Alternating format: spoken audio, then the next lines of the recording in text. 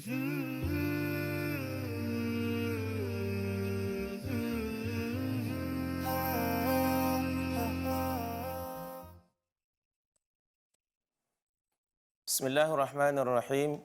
Assalamualaikum warahmatullahi wabarakatuh. Innal hamdalillah nahmaduhu wa nasta'inuhu wa nastaghfiruh wa na'udzu billahi min shururi anfusina wa sayyiati a'malina. May yahdihillahu fala mudilla lahu wa may yudlil fala hadiya lahu. Asyhadu an la ilaha illallah wahdahu la syarika lah wa asyhadu anna Muhammadan abduhu wa rasuluhu sallallahu alaihi wa ala alihi wa sallam. Faqala Allah tabaraka wa ta'ala fi kitabihil karim.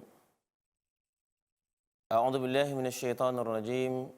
Ya ayyuhalladzina amanu taqullaha haqqa tuqatih wa la tamutunna illa wa antum muslimun.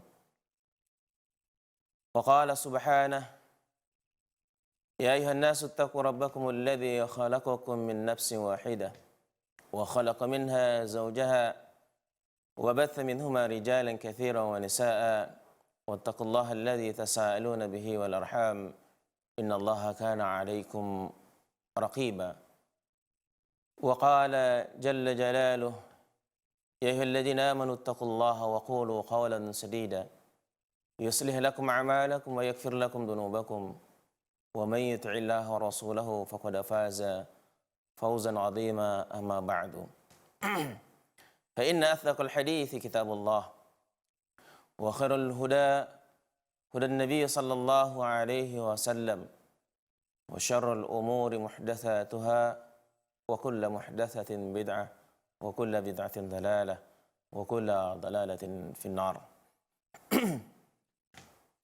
Pemirsa kaum muslimin rahimakumullah. Pertama dan yang paling utama, rasa syukur kita kehadirat Allah Subhanahu wa taala yang senantiasa melimpahkan nikmat dan karunia-Nya kepada kita semua. Dan alhamdulillah pada kesempatan kali ini kita masih dapat dipertemukan kembali. Serta salawat beriring salam Allahumma salli ala Muhammad wa ala ali Muhammad kita mohonkan sebanyak-banyaknya untuk junjungan kita Nabi Muhammad sallallahu alaihi wasallam, untuk keluarganya dan para sahabatnya, serta untuk umatnya yang mengikuti sunnah beliau dengan baik sampai akhir zaman. Mudah-mudahan kelak di hari akhir, di yaumil mahsyar, di hari pembalasan, kita mendapatkan syafaat Nabi kita yang mulia SAW dengan izin Allah Subhanahu wa taala. Amin ya rabbal alamin. Kaum muslimin rahimakumullah. Pada kesempatan siang hari ini kita lanjutkan kembali pelajaran kita, masih membahas tentang adab-adab kepada Allah Subhanahu wa taala dan Rasulnya sallallahu alaihi wa ala alihi wasallam.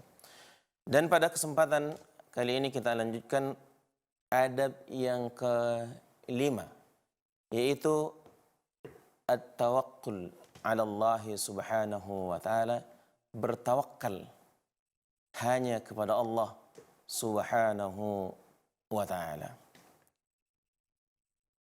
Syekh mengarang kitab Mawsu'atul Adab al-Islamiyah menjelaskan, di samping bertawakal kepada Allah semata, hendak pula menyerahkan seluruh perkara kepada Allah Subhanahu wa taala dan selalu bergantung kepadanya. Tawakal, orang yang bertawakal atau seorang mukmin yang bertawakal kepada Rabbnya, kepada Allah, berarti menyerahkan, mempasrahkan segala urusannya, segala perkaranya kepada Allah. Hatinya selalu tergantung kepada Allah Subhanahu wa taala. Setelah dia melaksanakan asbab, setelah mengerjakan sebab-sebab syar'iyah yang telah diperintahkan oleh Allah Subhanahu wa taala. Setelah dia melakukan sebab, ikhtiar, melakukan usaha, barulah dia serahkan urusannya seluruhnya kepada Allah Subhanahu wa taala. Inilah tawakal yang sebenar-benarnya. Dan ini bisa kita lihat gambaran tawakal ini dari hadis dari Nabi SAW yang sahih. Beliau bersabda, "Lau annakum tawakkaluna 'ala Allah." Dalam riwayat lain, "Tatawakkaluna 'ala Allahi haqqa tawakkulihi la razaqakum kama yarzuqut tayra taghdu qimasan wa taruhu bitanatan." Kata Nabi SAW, seandainya kamu bertawakal kepada Allah dengan sebenar-benar tawakal, la razaqakum, niscaya Allah Subhanahu wa taala akan memberi rezeki kepadamu. Kama yarzuqut tayra, sebagaimana Allah bahkan memberikan rezeki kepada seekor burung. Taghdu khimasan, di pagi hari keluar dari sarangnya dalam keadaan kosong perut, kosong tembulukannya. Wa taruhu bitanatan, dalam riwayat lain wa ta'udu bitanatan, sedangkan di sore hari dia kembali ke sarangnya dengan perut kenyang dan tembulukan penuh. Kalau kita perhatikan apa yang digambarkan oleh Rasul dalam hadis ini, bahwa seekor burung nggak pernah di pagi hari hanya bertahan di sarangnya. Dia pergi di pagi hari, terbang, mencari, berusaha mengais makan. Usaha seekor burung. Nggak tinggal diam. Hanya mengandalkan, kan Allah sudah beri rezeki, sudah atur, sudah tentukan rezekinya. Enggak, tuh burung dia tetap berangkat dari sarangnya, dari tempatnya di pagi hari, dalam keadaan kosong perutnya, lapar, kosong tembulukannya. Dia mengais rezeki dengan segenap kemampuannya. Kemudian ta'udu wa taruhu bitanatan, di sore harinya dia kembali ke sarangnya, kembali ke tempatnya dalam keadaan perutnya sudah kenyang dan tembulukannya terisi. Itu seekor burung. Bagaimana seorang hamba yang lebih besar, yang Allah berikan akal pikiran, dan Allah berikan kemampuan lebih kuat, masa sih hanya tinggal diam di rumah, tidak berusaha dengan ikhtiar semaksimalnya, kemudian dengan alasan tawakal kepada Allah? Ini bukan tawakal yang sebenarnya. Makanya Nabi SAW mengatakan, "Lau annakum tawakkaluna 'ala Allah haqqa tawakkulihi." Dikatakan sebenar-benar tawakal apabila kita sudah melakukan ikhtiar, sudah melakukan sebab-sebab yang Allah tentukan, yang Allah perintahkan, barulah kita tafwidu umurin ilallah. Kita serahkan semua perkaranya, semua urusan kepada Allah Subhanahu wa ta'ala. Inilah tawakal. Inilah yang semestinya dilakukan oleh seorang mukmin, seorang yang beriman kepada Rabbnya Allah Subhanahu wa ta'ala. Tawakal yang seperti itu, bertawakal hanya kepada Allah, merupakan buah dari ma'rifah kita, pengenalan kita terhadap Allah Subhanahu wa ta'ala.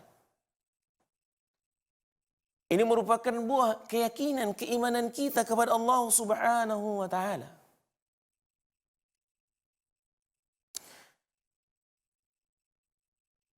Dan keyakinan kita kepada kekuasaan Allah yang maha agung, kepada rahmat Allah yang maha luas, kekuatan Allah yang tidak terbatas, ilmu dan hikmah Allah yang meliputi segala sesuatu. Seorang mukmin yang beriman dan mengenal Allah, tentunya dia yakin, dia tahu, dia sadar bahwa Allah Subhanahu wa taala telah menentukan segala sesuatunya untuk dirinya. Tinggal tugasnya hanya melaksanakan sebab, mengerjakan ikhtiar dengan segenap kemampuan dan konsentrasi yang dimiliki. Maka setelah itu urusan semuanya dipasrahkan, diserahkan kepada Allah Subhanahu wa taala.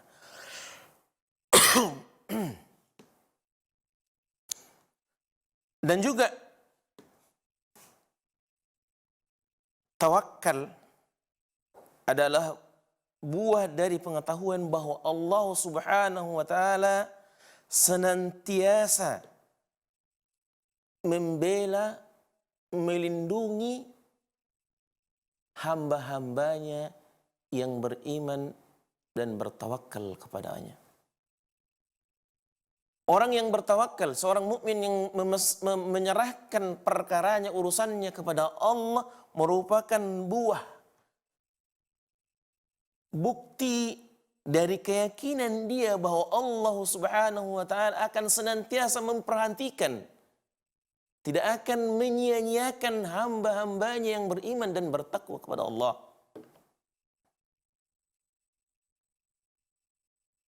Kalau hamba-hamba yang kufur, yang penuh maksiat saja masih Allah berikan perhatian kepada mereka, masih Allah berikan kehidupan kepada mereka, masih Allah berikan rezeki nikmat sesuai dengan apa yang telah Allah takdirkan kepada mereka, bagaimana mungkin Allah sia-siakan hambanya yang beriman dan bertakwa kepadanya?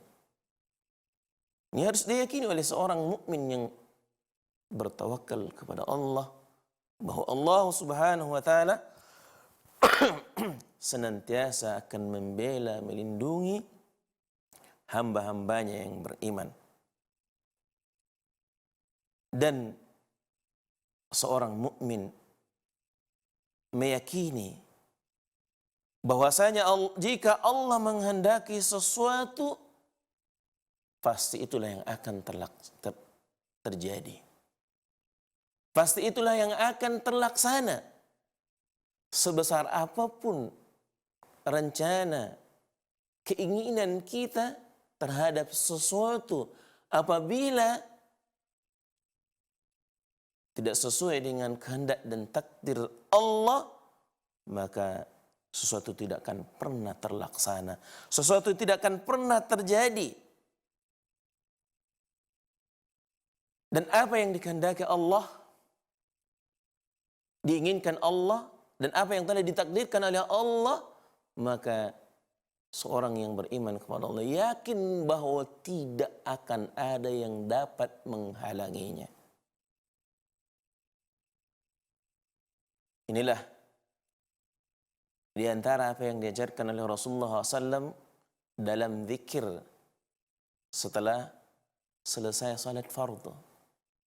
Nabi SAW di antaranya mengajarkan kepada kita zikir yang kita bacakan, Allahumma la mani'a lima a'taita wa la mu'tiya lima mana'ta.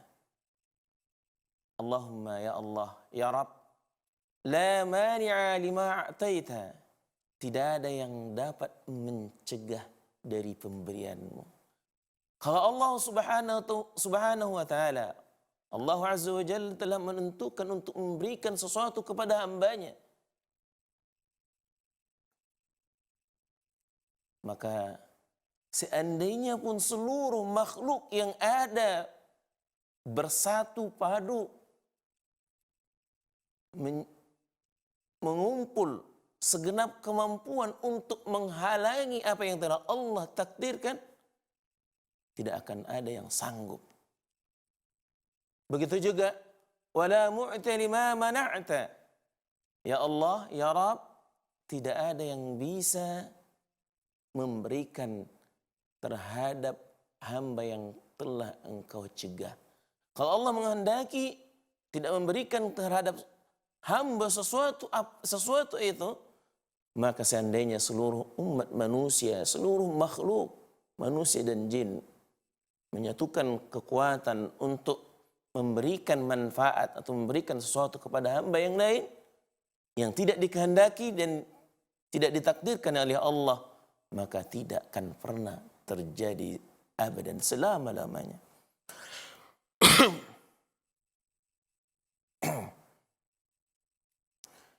Seorang yang beriman tentunya di hatinya sudah meyakini bahwa Allah Subhanahu wa taala pasti mampu, sanggup, memiliki kemampuan dan kekuasaan untuk melindungi dari hamba-hambanya yang ia sayangi, yang ia cintai.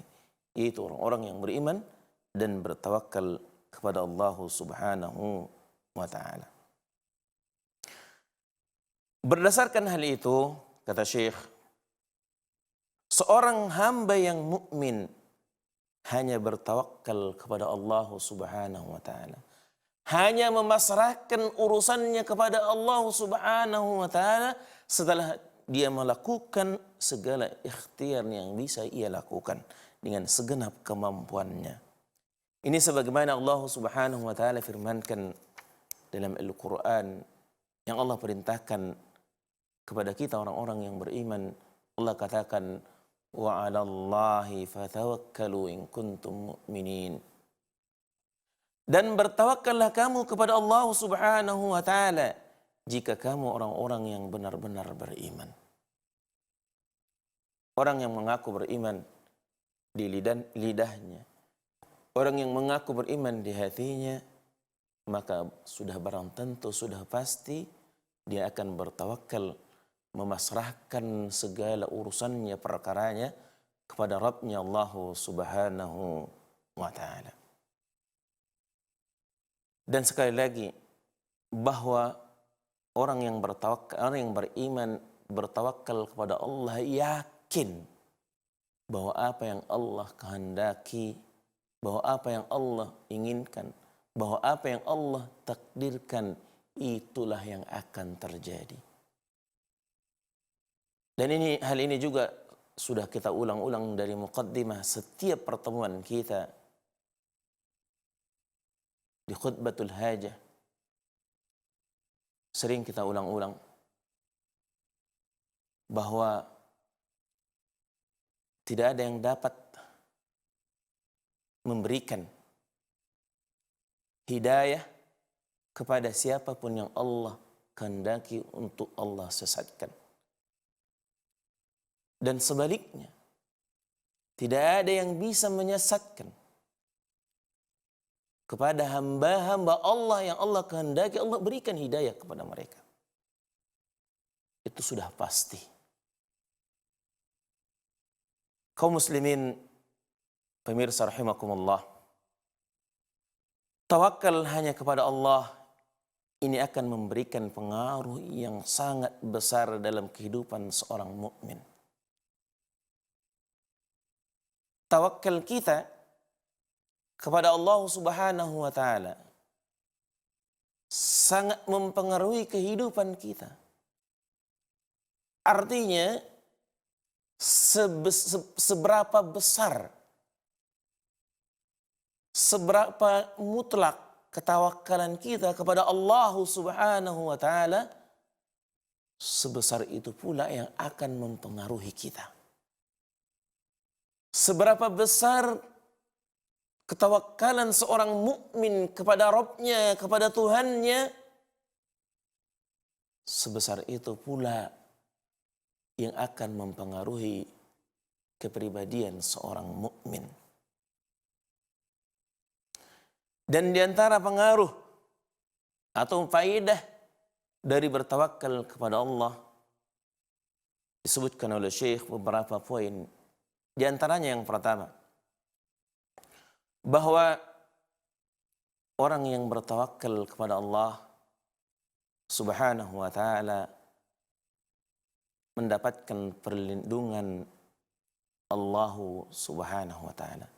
Artinya orang yang beriman, yang bertawakal kepada Allah, dia yakin bahwa dia akan memperoleh perlindungan Rabb-Nya, memperoleh penjagaan dari Allah Subhanahu wa taala. Syekh menjelaskan sebagaimana yang difirmankan oleh Allah Subhanahu wa taala. Wa may yatawakkal 'ala Allahi fahuwa hasbuh. Dan barang siapa yang bertawakal kepada Allah, niscaya Allah Subhanahu wa taala akan mencukupkan keperluannya.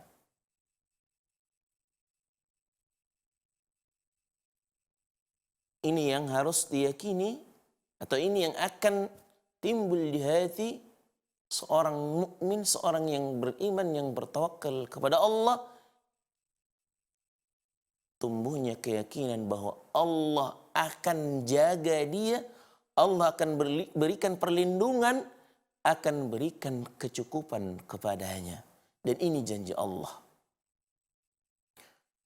Barang siapa yang membaguskan, memperbaiki, membenarkan tawakalnya kepada Allah, niscaya dia akan menjaga, niscaya Allah akan menjaga dari setiap keburukan.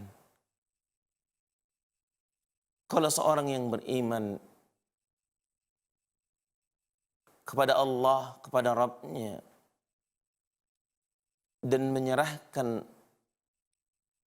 segala urusannya kepada Allah, maka Allah Subhanahu wa taala akan menjaga hamba yang telah ia cintai tadi, yang beriman kepadanya, yang bertawakal kepadanya, dari segala sesuatu keburukan yang tidak diinginkan oleh Allah. Allah tidak mungkin menginginkan sesuatu yang buruk kepada hamba yang beriman kepadanya, kepada hamba yang bertawakal kepadanya, kepada hamba yang ia telah cintai.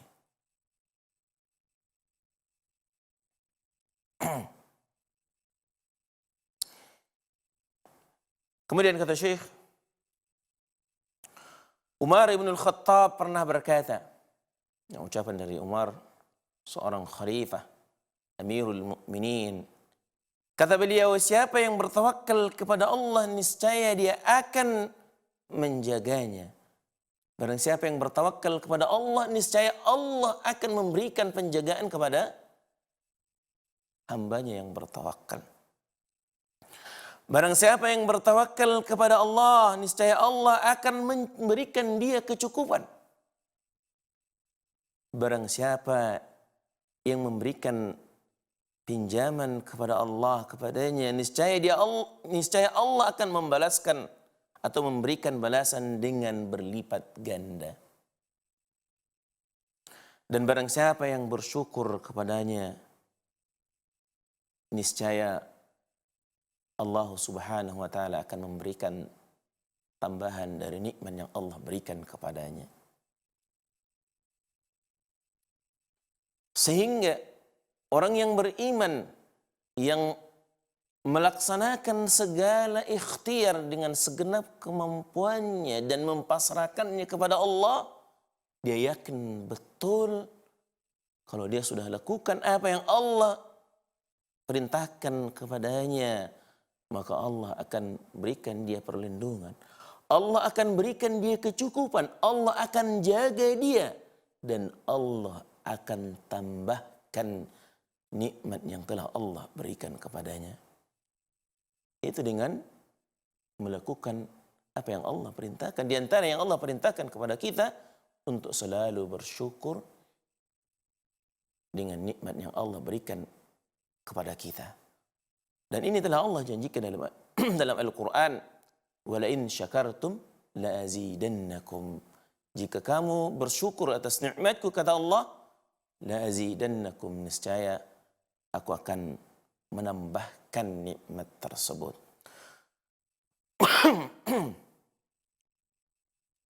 Kaidah yang kedua, kekuatan hati seorang mukmin. Artinya, orang yang bertawakal kepada Allah, hatinya akan kuat, keyakinannya akan kokoh. Seorang mukmin yang bertawakal kepada Allah, ia akan berani menyampaikan kalimat yang hak, menyeru kepada yang ma'ruf, dan mencegah dari segala kemungkaran. Berdakwah, menyeru umat manusia kepada Allah Subhanahu wa taala untuk melaksanakan seluruh perintah-perintah Allah dan tidak takut sama sekali kepada celaan, cemoohan, bulian dari umat manusia. Inilah orang yang bertawakal kepada Allah. Di dalam menyampaikan yang hak, di dalam mendakwakan yang hak, dalam melaksanakan yang hak, maka hatinya akan kokoh, akan kuat. Tidak peduli apa omongan orang, selama itu perintah Allah dan Rasulnya, selama itu syariat, selama itu kebenaran yang harus ia sampaikan, dia akan sampaikan. Selama itu kebenaran yang harus ia lakukan, akan dia lakukan. Apapun resikonya. Inilah orang-orang yang bertakwa kepada Allah. Maka hatinya akan kuat, akan kokoh. Sehingga tidak takut dengan celaan, dengan rintangan yang datang dari musuh-musuh Islam, dari musuh-musuh Allah, dari yang membenci yang hak ini.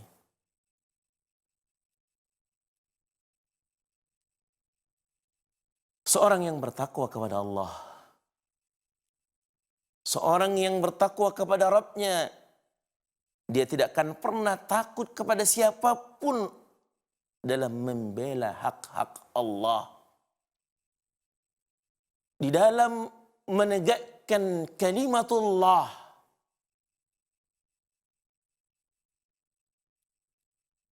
Sebab ia mengetahui bahwasanya tidak ada seorang pun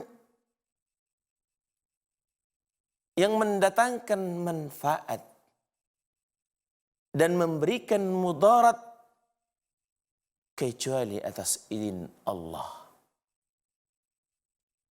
Orang yang bertakwa kepada Allah, orang yang menjalankan perintah Allah, dia sadar, dia yakin bahwa tidak akan ada yang dapat memberikan manfaat. Tidak ada yang bisa mendatangkan mudarat kepadanya kecuali atas seizin Allah. Sehingga ia pun mengimani bahwasanya ajalnya, rezekinya, nikmat itu semuanya sudah ada di tangan Allah. Itu semuanya sudah diatur oleh Allah Subhanahu wa taala.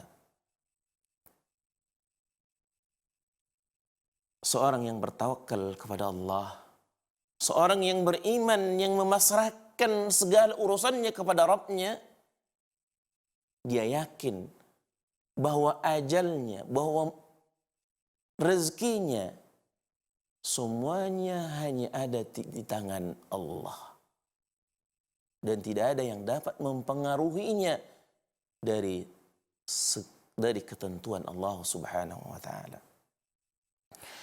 Nabi kita yang mulia sallallahu alaihi wasallam menegaskan, menjelaskan kepada kita Dalam sebuah hadis kata beliau, "Inna ruhal qudusi qad nafatha fi raw'i annahu lan tamuta nafsun hatta tastawfiya rizqahu wa ajalahu." Sesungguhnya Ruhul Qudus, yaitu Jibril, malaikat Jibril alaihi salatu wassalam, kata Nabi SAW, telah membisikkan ke dalam hati sanubariku. Apa bisikan Jibril? Annahu lan tamuta nafsun hatta tastawfiya rizqahu wa ajalahu. Bahwasanya seorang hamba, seorang jiwa tidak akan mati sehingga terpenuhi rezeki dan ajalnya. Seorang hamba tidak akan meninggal, tidak akan wafat sebelum semua rezeki yang telah Allah tentukan, takdirkan untuknya telah ia peroleh seluruhnya. Dan seorang mukmin tidak akan wafat, tidak akan mati kecuali telah tiba sampai atau habis masa ajal yang telah Allah tetapkan untuknya. Maka kata Nabi SAW, "Fattaqullaha." Maka oleh karena itu bertakwalah kalian semua kepada Allah. Apa yang perlu ditakuti lagi? Kalau semuanya sudah ditentukan oleh Allah, maka bertakwalah kepada Allah, wa ajmilu fit talabi. Perbaguslah caramu dalam mencari rezeki. Cantik main di dalam mencari rezeki.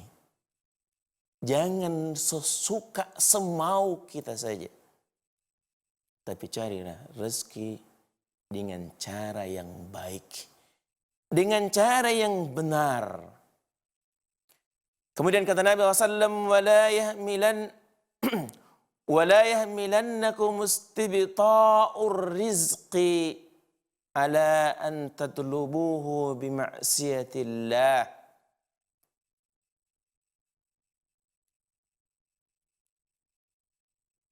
Kata Nabi SAW, dan janganlah rezeki yang terlambat datangnya itu memaksamu untuk mencarinya dengan cara bermaksiat kepada Allah. Ada orang merasa sudah banyak ikhtiar, sudah banyak usaha yang dia lakukan, tapi semuanya gagal.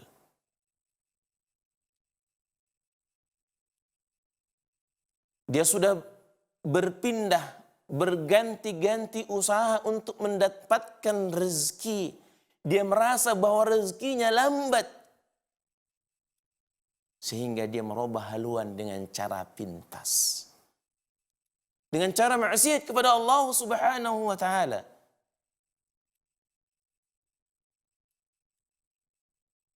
Ini yang diperingatkan oleh Rasulullah SAW kepada kita.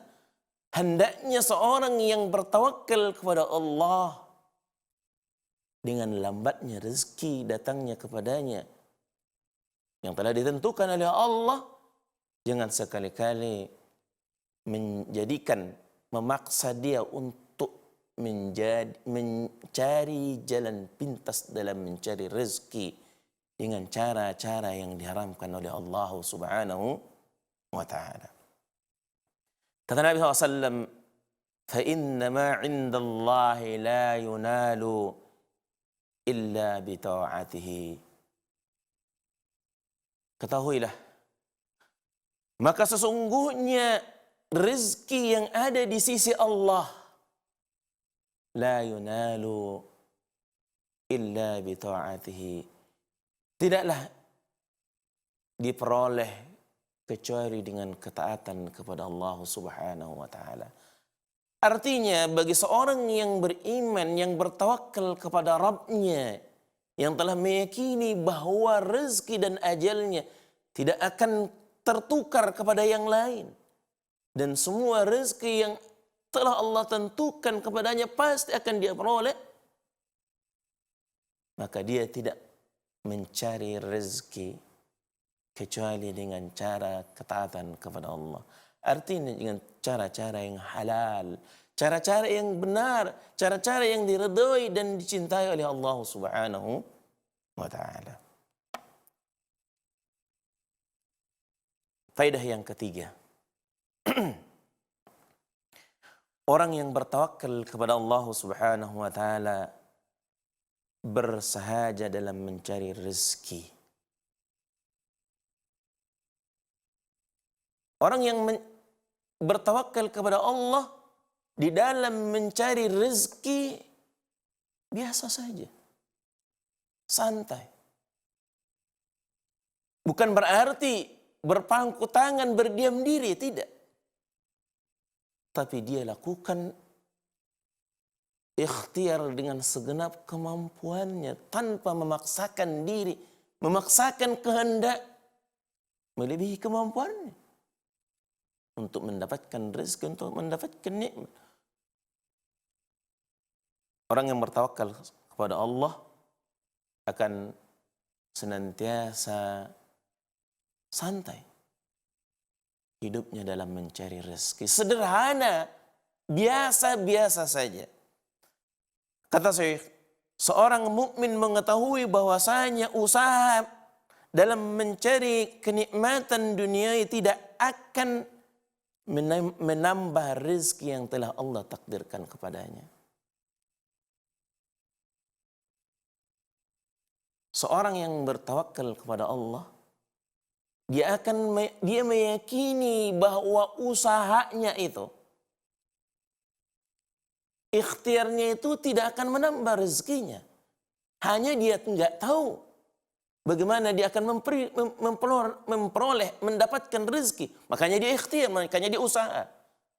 Namun sebenarnya seorang yang beriman meyakini dalam hatinya bahwa pekerjaan dia, usaha dia, ikhtiar dia bukan itu yang menentukan rezekinya. Segala ikhtiar, segala usaha yang ia kerjakan itu tidak akan menambah rezeki yang telah Allah takdirkan. Kalau misalkan pencaharian seorang pedagang, keuntungannya telah Allah takdirkan hari ini 100.000. Itu yang telah ditakdirkan oleh Allah. Maka sehebat apa, sepintar apa, selihai apapun yang dilakukan seorang pedagang tidak akan menambah ketentuan rezeki yang telah Allah tetapkan baginya hari ini. Sehingga dia akan berikhtiar, berusaha dengan segenap kemampuan, dengan cara yang sederhana, tidak memaksakan diri.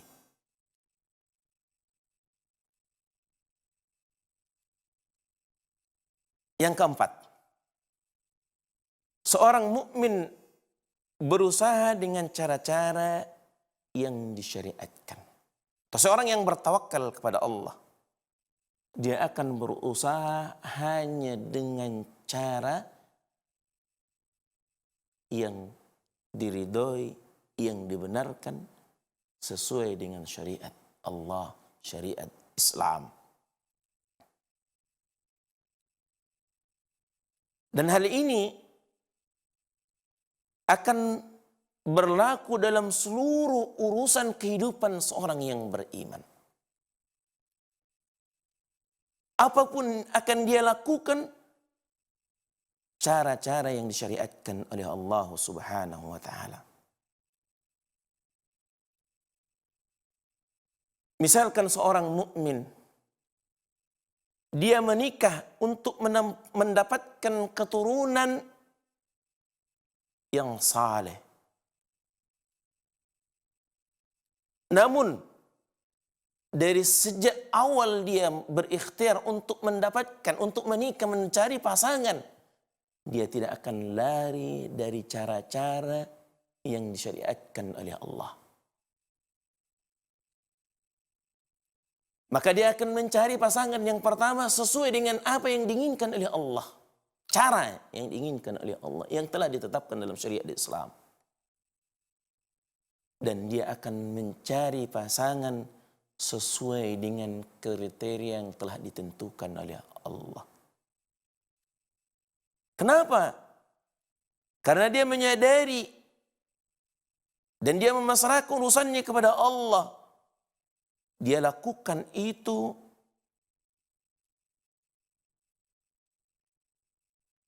namun yang menentukan tetap ada di tangan Allah. Kita tahu bahkan seorang Nabiullah, Rasulullah, bahkan seorang Rasul Ulul Azmi, Nuh alaihi salatu wassalam, sekalipun dia seorang Nabi dan Rasul, namun anaknya dia tidak bisa selamatkan. Apakah kan kita tuduh bahwa Nabi Nuh enggak bisa, enggak benar dalam memilih pasangan, dalam mengajari anaknya? Tentunya tidak. Maka seorang yang bertawakal kepada Allah Subhanahu wa taala, dia melakukan segala usaha apapun sesuai dengan cara-cara yang dibenarkan, yang disyariatkan Allah. Dan setelah dia lakukan cara-cara itu dengan sesuai syariat Allah, maka semuanya dia pasrahkan. Dia serahkan hasilnya kepada Allah Subhanahu wa taala. Sehingga seandainya pun yang dia inginkan tidak tercapai dengan apa yang telah dia lakukan, itu akan menenangkan jiwanya, menenteramkan hatinya. Inilah yang dilakukan oleh para nabiullah, para rasul Allah Subhanahu wa taala dalam menyampaikan yang benar.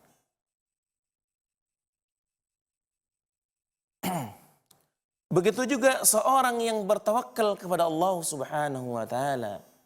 Misalkan dia bertani, mengairi sawahnya, memilih bibitnya, memupuk dan merawat tanamannya. Namun dia pasrahkan tentang hasil dari yang akan ia panen, semuanya serahkannya kepada Allah. Dia meyakini bahwa usaha yang ia lakukan, dia merawat dari sejak menggarap tanahnya, memilih bibitnya, menanam dengan cara yang benar, memupuk dan merawatnya. Tapi itu semua tidak menentukan hasil di akhir panennya. Tapi dia yakin bahwa semuanya itu tergantung ada di tangan Allah Subhanahu wa taala. Begitu juga seorang mukmin yang bertawakal kepada Allah di dalam berusaha ketika dia sakit untuk berobat. Dia datang ke dokter atau dengan cara-cara herbal, cara-cara yang disyariatkan, ditentukan oleh Allah Subhanahu wa taala dalam syariat Islam. Dia menyadari itu semua, bahwa apa yang ia lakukan itu bukanlah yang menentukan untuk kesembuhannya. Tapi itu semua hanyalah ikhtiar, hanya sebab yang diperintahkan oleh Allah untuk dia lakukan. Namun hasil akhir finalnya tetap hanya ada di tangan Allah. Sehingga orang yang beriman, yang bertawakal kepada Allah ketika dia berobat dan sudah dia lakukan semaksimalnya tetap belum sembuh, maka akan menumbuhkan kesabaran di hatinya karena dia yakin, karena kesembuhannya belum diinginkan, belum diizinkan oleh Allah Subhanahu wa taala. Kalaulah sudah sampai saatnya, apa yang diinginkan, apa yang ditakdirkan oleh Allah untuk dia sembuh, maka kesembuhan itu akan dia peroleh. Kaum muslimin rahimakumullah. Kesimpulannya bahwa tawakal hanya kepada Allah Subhanahu wa taala akan sangat mempengaruhi kejiwaan hati seorang mukmin. Maka seberapa besar, seberapa persen ketawakalan dia kepada Allah Subhanahu wa taala, maka sebesar itulah yang akan mempengaruhi hatinya, yang akan mempengaruhi kejiwaan seorang mukmin itu. Kalau ini sudah kita ketahui, tentunya bagi seorang mukmin, bagi seorang muslim yang beriman kepada Allah Subhanahu wa taala, sudah semestinya untuk bertawakal hanya kepada Allah Subhanahu wa taala, untuk menyerahkan segala urusan apa yang ia miliki, semuanya ia pasrahkan, dia serahkan kepada Allah. Tapi ingat, setelah dia melakukan ikhtiar, melakukan sebab semaksimal dan sesuai dengan apa yang Allah inginkan, apa yang Allah ridhoi, apa yang Allah cintai. Mudah-mudahan pelajaran ini bermanfaat. Baru satu adab yang bisa kita sampaikan pada kesempatan hari ini, dan insyaallah nanti akan kita lanjutkan pada pertemuan berikutnya, yaitu adab yang keenam dalam adab-adab kepada Allah Subhanahu wa taala dan Rasulnya. Ini saja yang dapat kita sampaikan pada kesempatan hari ini. Kita sudahi pertemuan kita ini dengan doa kafaratul majlis. Subhanakallahumma bihamdika asyhadu an la ilaha illa anta astaghfiruka wa atubu ilaik. Wabillahi taufiq wal hidayah. Wassalamualaikum warahmatullahi wabarakatuh.